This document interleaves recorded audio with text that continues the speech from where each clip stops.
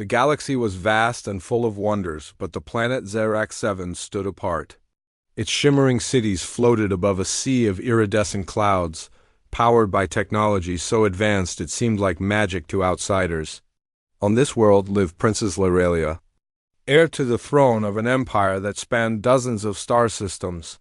Her people, the Xeraxians, were known for their brilliance in science and art, but also for their arrogance. To the Xeraxians, humans were little more than pests.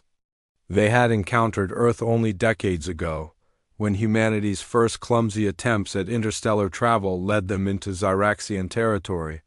Humans were seen as primitive creatures, short-lived, overly emotional, and hopelessly behind in technological progress. While other alien races respected humanity's determination, the Xeraxians dismissed them entirely. To them, humans were amusing curiosities at best and nuisances at worst. Princess Laurelia, however, felt differently. She wasn't like her fellow Xeraxians. Where they saw flaws, she saw potential. Where they mocked human fragility, she admired their resilience. And where they ignored humanity altogether, she secretly studied them with fascination.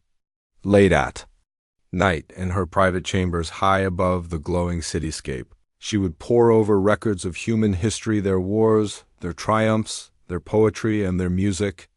There was something about these fleeting beings that captivated her, though she couldn't quite put it into words. One evening, during one of her quiet study sessions, Laurelia stumbled upon a peculiar artifact from Earth, a small wooden box, containing letters written by soldiers during a long-forgotten war. Each letter brimmed with raw emotion, fear, love, longing, hope. One particular line caught her attention. Asterisk, even if I don't make it back, know that my heart dances whenever I think of you. It struck her deeply. How could such fragile beings create such profound beauty? How could they face death with such courage and still find room for joy? Her musings were interrupted by a knock on the door. It was her advisor, Kellyan, a stern figure who viewed humans with barely concealed disdain. Your Highness, he said, bowing slightly, the Council grows concerned about your preoccupation with those primitives. Laurelia set the letter down gently. They are not primitives, Kellyan. Have you ever truly listened to their stories? Kellyan scoffed. Stories? Tales told by short-lived creatures clinging to existence? What wisdom could they possibly offer us? She smiled faintly, knowing better than to argue directly. Instead, she changed the subject. Tell me, Kellyan, why do you believe we Xeraxians are superior? His expression hardened. Because we have mastered life itself. Our bodies regenerate, our minds expand beyond limits you can imagine. Humans, on the other hand, live brief, chaotic lives. Their emotions cloud their judgment. Their mortality makes them weak. And yet, Laurelia countered softly, they continue to reach for the stars despite all odds.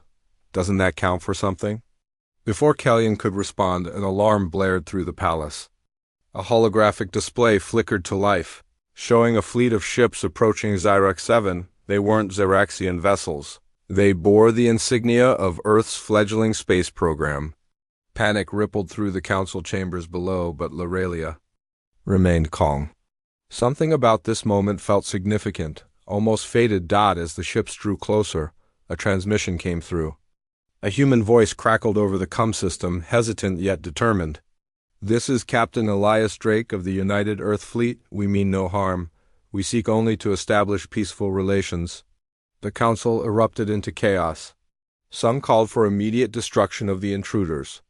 Others urged caution. But Laurelia stepped forward, silencing the room with a single raised hand. Let them land, she declared firmly.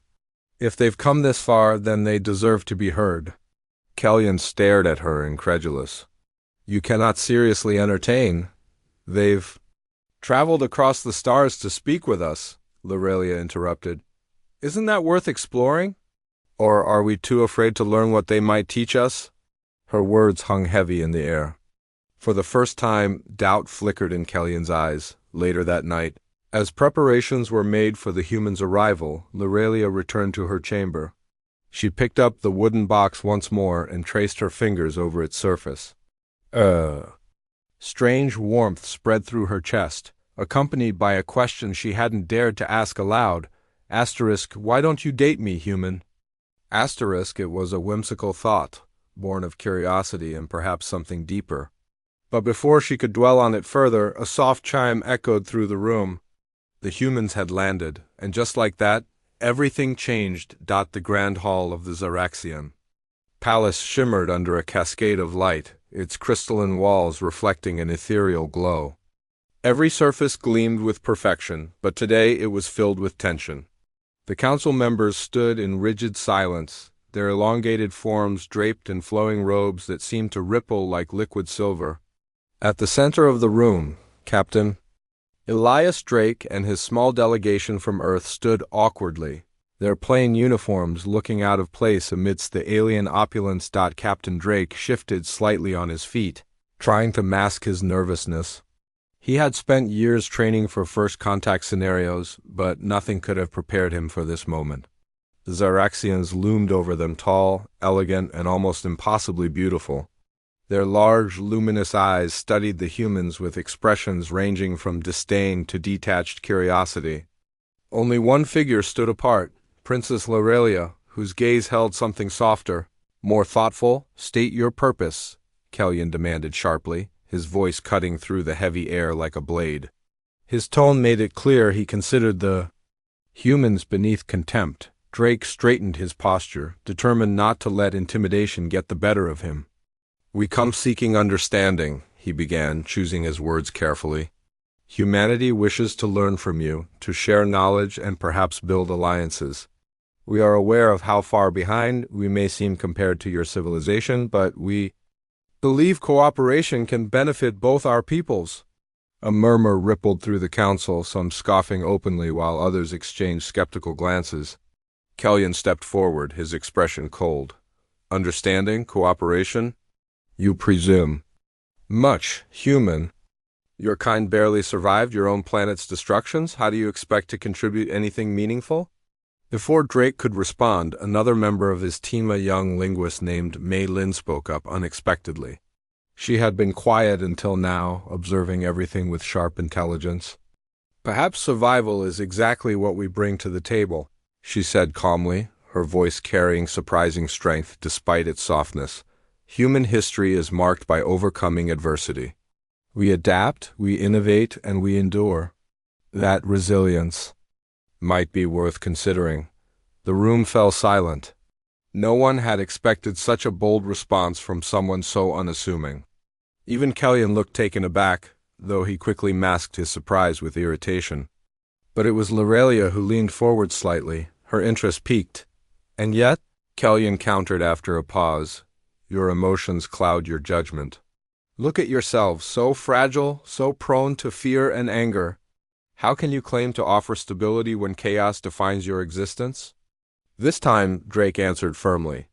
Emotions aren't weaknesses, they're strengths. They drive us to protect each other, to dream beyond our limits, and to keep fighting even when all seems lost. Without them, we wouldn't be standing here. Today, his words hung in the air, challenging the very foundation of Zaraxian superiority. For a moment, no one spoke. Then, unexpectedly, Laurelia stepped forward. Her presence commanded attention without effort, her movements graceful yet deliberate. You speak of dreams and emotions as if they hold power, she said, addressing Drake directly. There was no mockery in her tone, only genuine curiosity. But tell me, Captain, what does it feel like to dream knowing you won't live forever? Drake hesitated, caught off guard by the question. He glanced at Mei Lin, who gave him an encouraging nod. Taking a deep breath, he replied, It feels urgent, like every moment matters because it's fleeting. It pushes us to make the most of our time, to love harder, work smarter, and leave something behind that lasts. Laurelia tilted her head slightly, as if savoring the weight of his answer. Around her, the council members exchanged uneasy looks. To them, mortality was a foreign concept. Their bodies were designed to regenerate endlessly, granting them near immortality. The idea of living fully because life was short baffled them. Kellyan broke the silence, his voice dripping with disdain. Sentimental nonsense. Mortality breeds desperation, not wisdom. But Lorelia wasn't convinced. She turned to face him, her expression unreadable. Perhaps desperation has its own kind of strength, she murmured. Then, raising her voice slightly, she addressed the council. Let us give these humans a chance. If they truly value adaptability and resilience, let us test them. Let them prove their worth. The suggestion sent shockwaves through the chamber. Some council members protested vehemently, arguing that allowing humans any form of trial would grant them undeserved credibility. Others, however, saw potential in Lorelia's proposal, a way to expose humanity's flaws once and for all. In the end, the decision rested with the princess herself. With a single wave of her hand, she silenced the debate. Very well, she declared. Humans, you will participate in a series of challenges. These trials will test your ingenuity, your unity, and your ability to overcome adversity. Should you succeed, we will consider further dialogue. Fail, and you will leave Xerac 7 and never return. Drake and his team exchanged wary glances. They hadn't anticipated being thrust into a competition, but there was no backing down now. Nodding resolutely, Drake met Lorelia's gaze. We accept your challenge, Your Highness. As the council filed out of the room, Lorelia lingered behind, watching the humans closely. There was something about their determination, their refusal to back down despite overwhelming odds, that intrigued her. And then, as if drawn by instinct, she whispered softly to herself, why don't you date me, human? It was a fleeting thought, born of curiosity and perhaps something deeper. But before she could dwell on it further, Kellyan approached her, his expression grim. You tread dangerous ground, princess. Do not let sentiment cloud your judgment. Lorelia smiled faintly, her eyes still fixed on the departing humans. Sentiment may be exactly what we need to see clearly. With that, she turned and walked away. Leaving Kellyan to stew in his frustration, the first trial began at dawn. Beneath the shimmering skies of Xerac 7, the humans were taken to a sprawling arena carved into the iridescent clouds themselves, a breathtaking yet intimidating sight. The challenge was simple in concept but daunting in execution. They had to construct a functional bridge across a vast chasm using only materials provided by the Xeraxians. These materials, however, were alien and unfamiliar glowing crystalline rods that pulsed with energy, metallic threads that seemed alive, and translucent panels that shifted shape when touched. Captain Elias Drake stood at the edge of the chasm, studying the components laid out before him. His team surrounded him, their expressions tense but determined. Mei Lin knelt beside one of the glowing crystals, running her fingers over its surface as if trying to decipher its secrets. Beside her, Marcus Halle, the engineer, muttered under his breath, sketching hurried diagrams on a tablet. This is impossible, Marcus said finally, shaking his head. These materials don't behave like anything we've ever seen. How are we supposed to build something stable with them? Drake clenched his jaw, refusing to let doubt take root. We adapt. That's what we do. Start experimenting, we'll figure it out? As the humans worked, the Xeraxian Council observed from a floating platform high above the arena. Princess Lorelia watched intently, her gaze flickering between the humans and the strange contraptions they were attempting to assemble.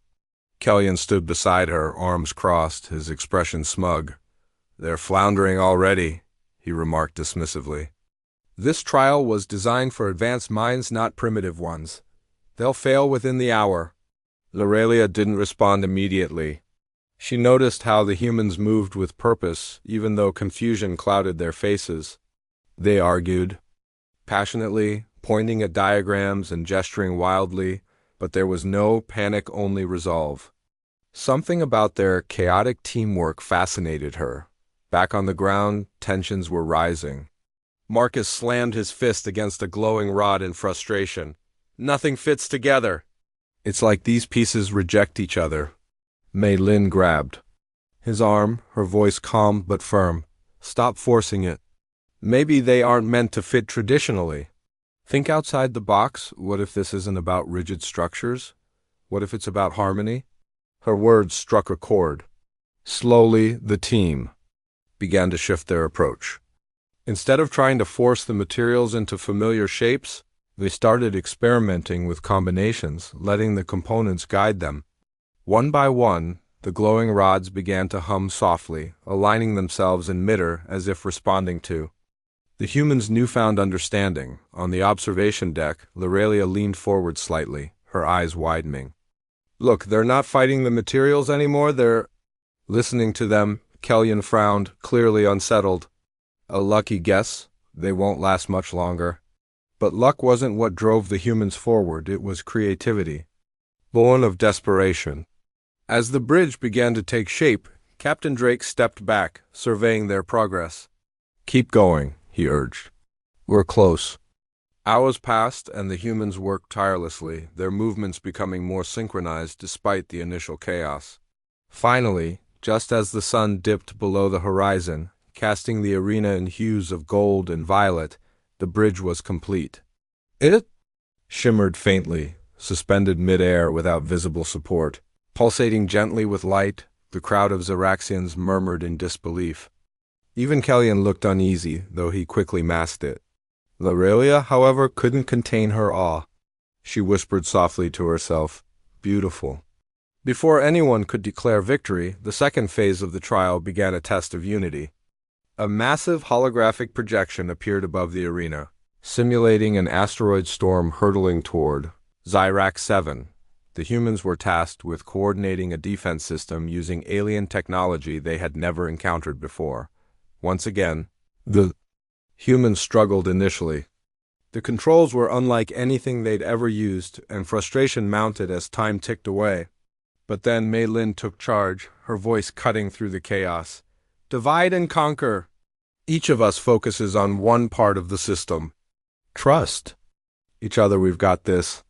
The team split up, trusting Mei Lin's leadership implicitly. They communicated constantly, shouting updates and adjustments across the room. Slowly but surely, the defense grid came online, deflecting simulated asteroids with bursts of radiant energy from her perch above. Lorelia felt a pang of admiration she hadn't expected. These humans weren't just resilient, they were resourceful, adaptable, and deeply connected to one another. Their emotions, which Kellyan dismissed as weaknesses, fueled their cooperation and ingenuity. When the simulation ended, the humans collapsed onto the floor, exhausted but triumphant. Below them, the council erupted into heated debate. Some argued that the humans had succeeded purely through luck, while others acknowledged their undeniable skill. Kellyan turned to Lorelia, his tone icy. You see, they rely on chance and emotion rather than logic. They cannot be trusted. Lorelia met his gaze evenly, her voice steady. Or perhaps, she countered, they've shown us something we've forgotten. That strength isn't always measured in precision or perfection. Sometimes it's found in imperfection itself. Her words hung heavy in the air, challenging the very foundation of Zeraxian arrogance. For the first time, cracks began to form in Kellyan's certainty. Later that night, Lorelia returned to her chambers, her mind racing with thoughts of the humans. She replayed their interactions in her mind, their determination, their camaraderie, their refusal to give up. And once again, a question bubbled to the surface, unbidden yet persistent. Why don't you date me, human? It was a whimsical thought, tinged with longing. But before she could dwell on it further, a soft chime echoed through the room. A message from the council awaited her, announcing the next trial, one far more dangerous than the last. Lorelia sighed, knowing the stakes were growing higher. Yet deep down, she couldn't help but feel a spark of hope. Humanity had surprised her once. Perhaps they would do so again, and maybe, just maybe, they would surprise everyone, including themselves. The third trial was unlike anything the humans had faced before. It wasn't a test of technology or teamwork, it was a trial of empathy, one that struck at the heart of what made humanity unique. The arena transformed overnight into a vast, glowing forest filled with towering trees made of translucent crystal. Their leaves shimmered like liquid light, casting an ethereal glow over everything. But this beauty hid danger, scattered throughout. The forest were creatures, alien beings trapped in invisible barriers of energy, their forms flickering between solidity and transparency, The challenge was simple yet profound. Free the trapped creatures without harming them or triggering the barrier's defenses. Each barrier responded differently to stimuli, requiring careful observation and intuition to deactivate. One wrong move could mean disaster not only for the creatures but also for the humans themselves, Captain. Elias Drake stood at the edge of the forest, his team gathered around him. They had been given no tools, no instructions beyond the directive to find balance. The weight of uncertainty pressed heavily on all of them, but it was Mei Lin who broke the silence first. "This isn't just about solving puzzles," she said softly, her gaze fixed on one of the flickering creatures. "It's about understanding. These barriers aren't random, they're designed to test our intentions." Marcus frowned, rubbing the back of his neck. "Great, so we're supposed to guess what these things want? That doesn't exactly scream fair game." "No," May countered, her voice firm. "We listen, we watch. If we rush in blindly, we'll fail. This is about patience and trust." Drake nodded slowly, absorbing her words. "All right, team. Let's split up, but stay within shouting distance. Take your time with each barrier. And remember, if something feels off, stop immediately." As they entered the glowing forest, the air seemed alive with whispers soft, melodic sounds that echoed faintly through the crystalline trees. The humans moved cautiously, their footsteps muffled by the strange, spongy ground beneath their feet. At every barrier they paused, studying the patterns of light and shadow, the way the energy pulsed and shifted. Some members of the team struggled, more than others. Frustration bubbled over when a barrier resisted even the most logical attempts to dismantle it. But Mei Lin remained calm, her instincts guiding her actions. At one point, she knelt beside a barrier holding a creature that resembled a bird made of stardust. Its wings fluttered weakly against the invisible walls, its eyes wide with fear. May placed her hand gently against the barrier, closing her eyes as if trying to sense its rhythm. Slowly, she began humming a soft, lilting tune that matched the frequency of the barrier's pulsations. To everyone's astonishment, the barrier softened, its edges dissolving like mist. The creature darted free, circling above her head before disappearing into the canopy. "How did you do that?" Marcus asked, his voice tinged with awe. "I didn't force it," May replied simply. "I listened." Sometimes understanding means letting go of control. Word of her success spread quickly among the team, and soon the others began adopting similar approaches. Instead of brute force or logic alone, they relied on instinct, patience, and collaboration. Barriers fell one by one, freeing the creatures trapped inside. With each success, the forest seemed to grow brighter, the whispers growing louder until they formed a symphony of sound. High above, Princess Laurelia watched from her floating platform, her heart pounding with a mix of excitement and disbelief. She had never seen anything like this, not from any species, not even her own. The humans weren't just completing the trial. They were connecting with it on a deeper level, showing a capacity for empathy and compassion that defied Zeraxion expectations. Kellyan, however, refused to be swayed. "This proves nothing," he snapped, glaring down at the scene below. "They're manipulating the environment, nothing more." "Empathy is irrelevant to survival?" Laurelia turned to him, her expression sharp. "Is it? Or have we become so focused on perfection that we've forgotten how to care?" Her words silenced him momentarily, though his scowl deepened. For the first time, doubt flickered in his eyes, a crack in the armor of arrogance he wore so proudly, back. In the forest, the final barrier loomed ahead, a massive, domed structure pulsing with chaotic energy. Inside, a creature larger than any they'd encountered before writhed in distress, its form shifting erratically. The team gathered around it, their faces etched with exhaustion but also determination. "We can't rush this," Drake said firmly. "Everyone focus, feel it out." For several tense minutes, they worked together, their movements synchronized despite the absence of words. May hummed again, her voice blending with the soft chants Marcus began reciting under his breath. Others added their own rhythms, clapping hands, tapping feet, creating a harmony that resonated with the barrier's energy. Slowly, the chaos subsided, the barrier fading away like smoke. The creature emerged, bowing its massive head toward the humans before vanishing into the forest. As the last creature fled, the entire arena erupted in light, bathing the humans in warmth.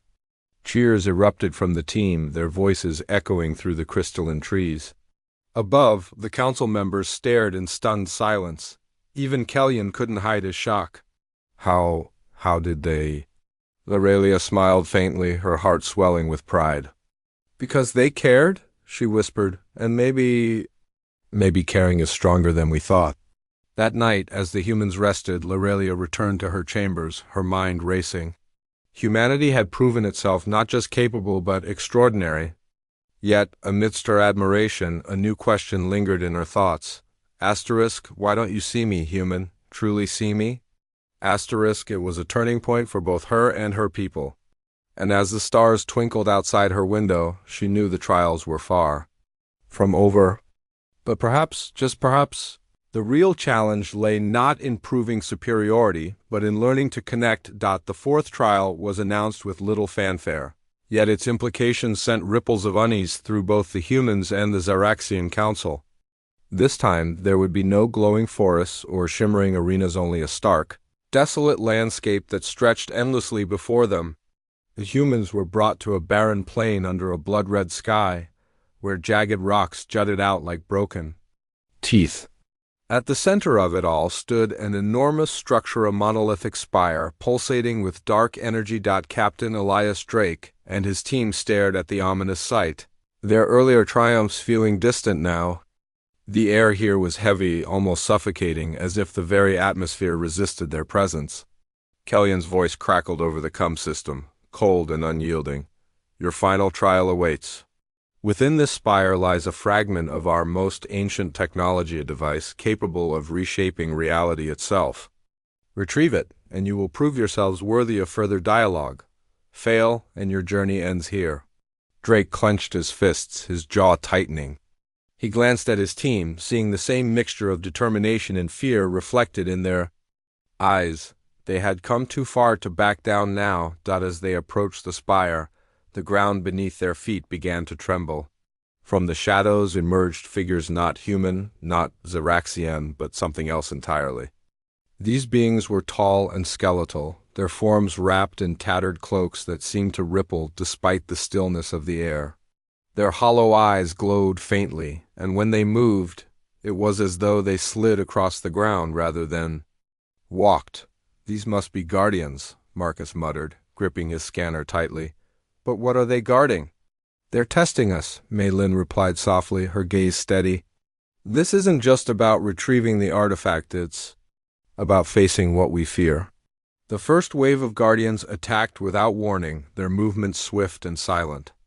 Energy blasts erupted around the humans, forcing them to scatter. Captain Drake shouted orders, his voice cutting through the chaos. Stick together! Use cover! The battle was unlike anything they'd faced before. The Guardians didn't fight with brute force. They seemed to anticipate every move, exploiting weaknesses the humans didn't even know they had. One by one, the team fell back, injured but refusing to give up.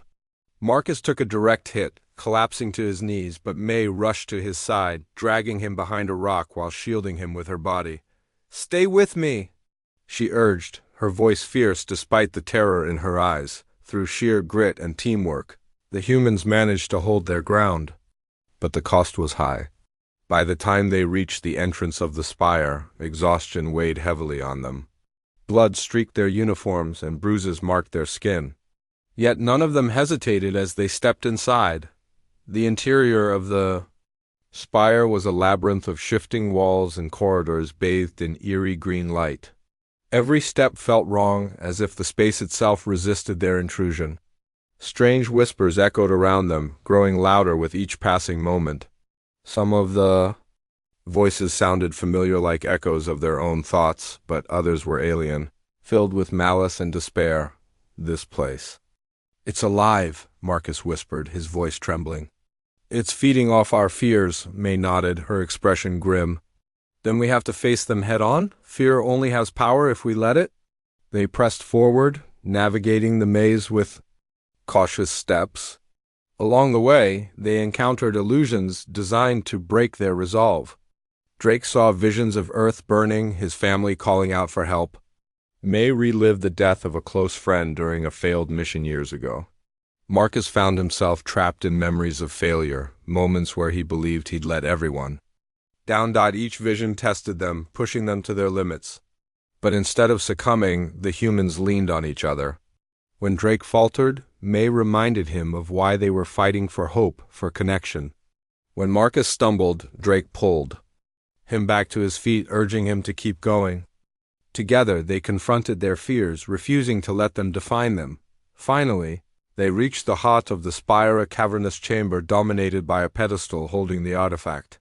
It pulsed with raw energy, its surface etched with symbols. Neither human nor Xeraxian. Standing between them and the artifact was the final guardian, larger and more menacing than the rest. Its cloak billowed unnaturally, and its eyes burned with an intensity that made it impossible to look away. "You cannot take what is ours," the guardian intoned, its voice reverberating like thunder. "You are unworthy." Drake stepped forward, his voice steady despite the weight of the moment. "We may not be perfect, but we've proven ourselves. We don't run from challenges, we face them. And we don't give up on each other." The guardian raised its hand, summoning a wave of energy that threatened to engulf them. But before it could strike, May shouted, "Wait! If you destroy us, you'll never understand what makes us strong."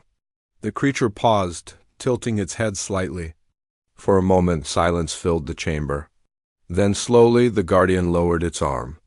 "Prove it," it said simply. Without hesitation, the humans formed a circle, linking hands. They closed their eyes, focusing on the bonds they shared, the trust, the sacrifices, the unity that had carried them this far. A soft glow emanated from their linked hands, spreading outward until it illuminated the entire chamber. The artifact responded, its pulsations syncing with the light. When the humans opened their eyes, the guardian was gone. The artifact floated gently into May's grasp, its energy calming, almost welcoming. High above, Princess Lorelia watched the scene unfold, her breath catching in her throat. What she had witnessed wasn't just strength, it was love. Love for each other, for their planet, for life itself. Tears welled in her eyes as she realized how deeply humanity's core values resonated with her.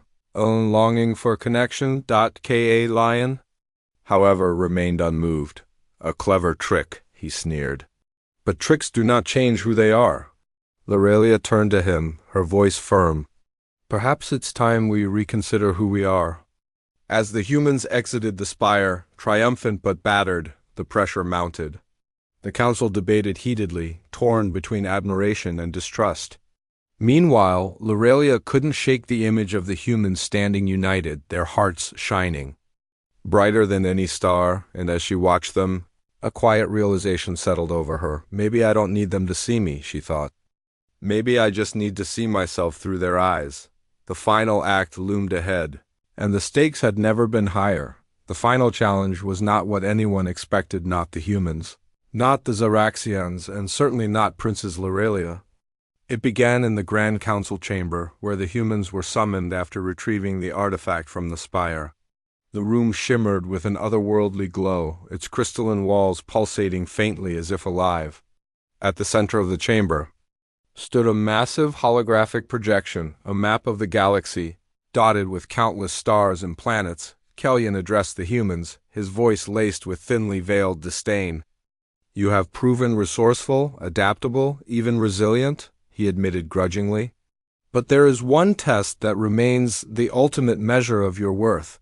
Before you lies the galactic network, a web of alliances and trade routes that sustains civilizations across the stars.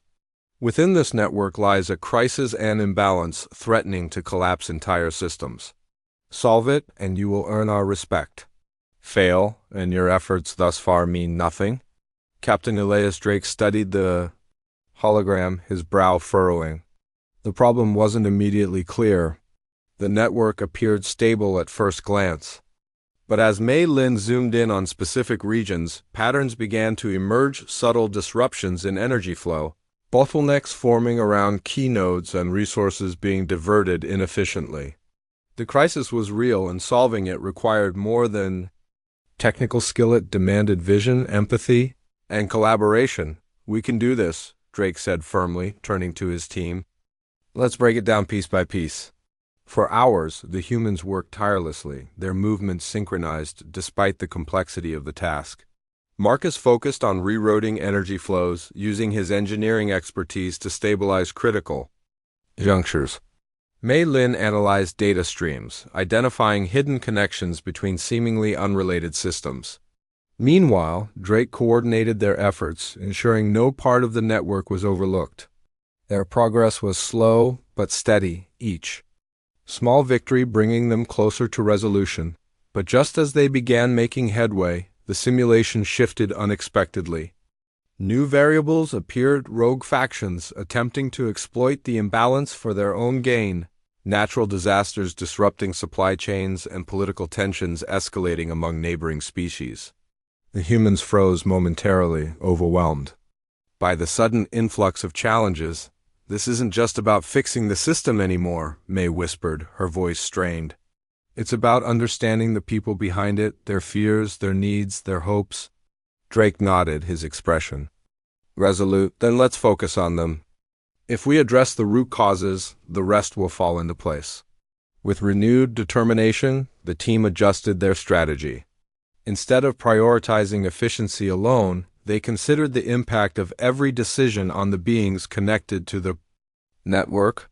They reached out to simulated representatives of various species, listening to their concerns and incorporating their feedback into their solutions. Slowly but surely, the chaos began to subside. Energy flowed smoothly again, resources were distributed equitably, and tensions eased. Above, the Zaraxian Council watched in stunned silence. Even Kellyan, who had spent decades dismissing humanity as inferior, found himself unable to look away. What he saw defied logic. It wasn't brute force or superior intellect that saved the network. It was something far simpler, yet infinitely more profound: compassion. Princess Lorelia leaned forward, her heart racing. She had always believed in humanity's potential, but witnessing it firsthand left her breathless.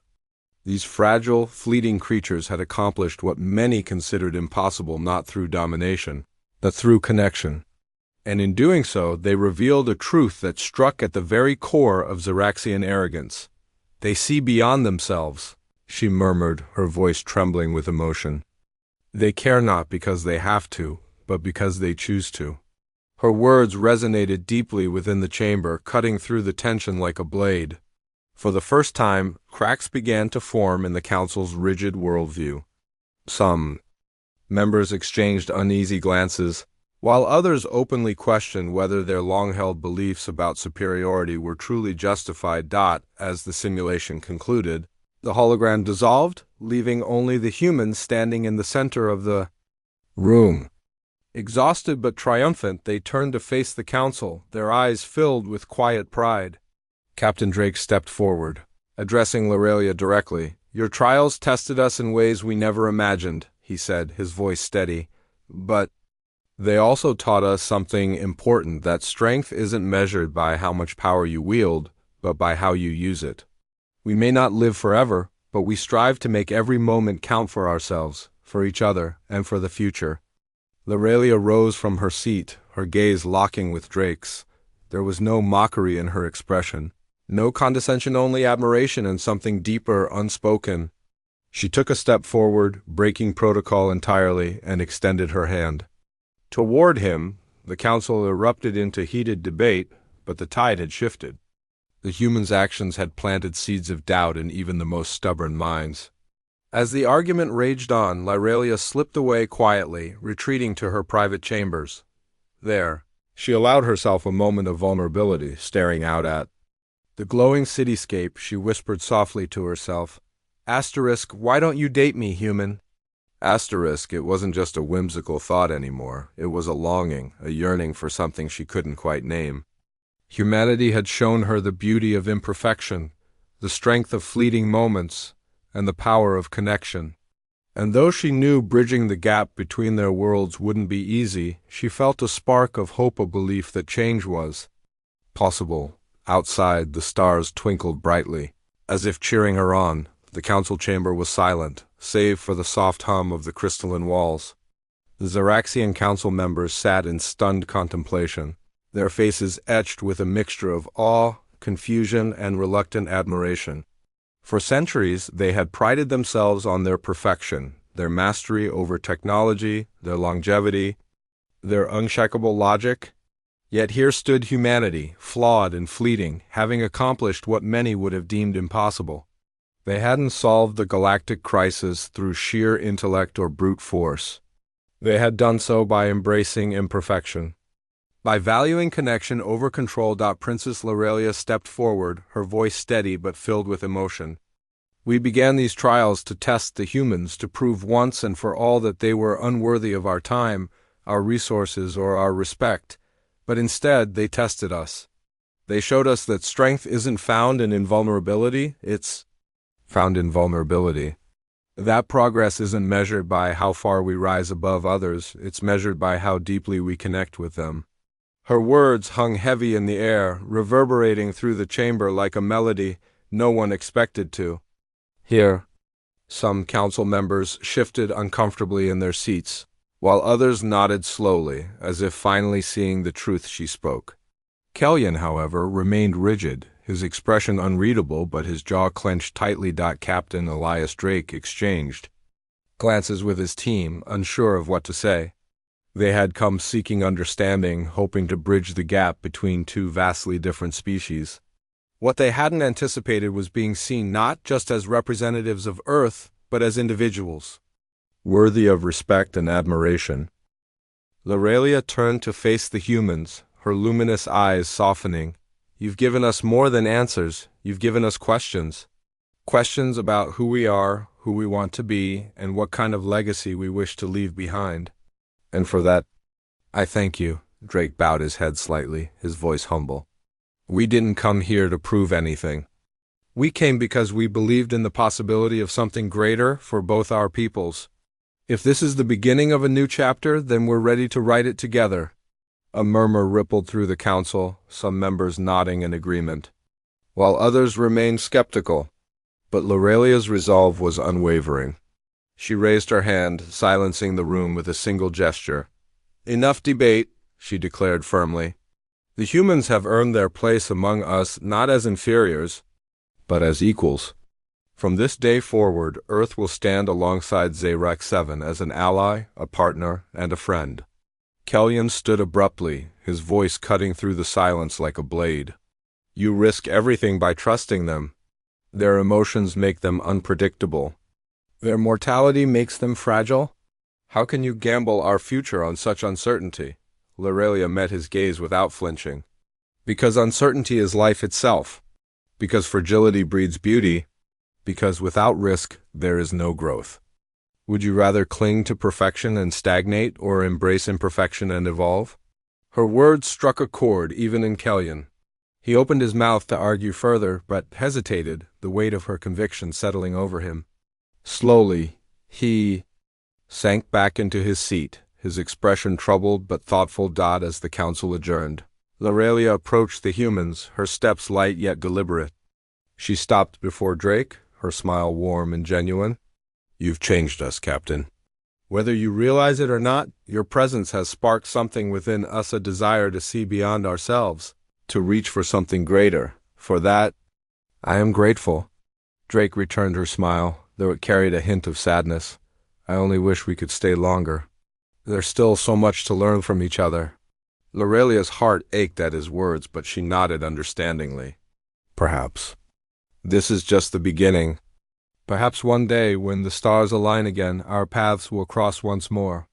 With that, the humans departed, leaving behind a galaxy forever altered by their courage and compassion. As their ship disappeared into the vast expanse of space, Lorelia remained on the observation deck, her gaze fixed on the horizon. Her thoughts drifted to the question that had lingered in her mind since their arrival. Why don't you date me, human?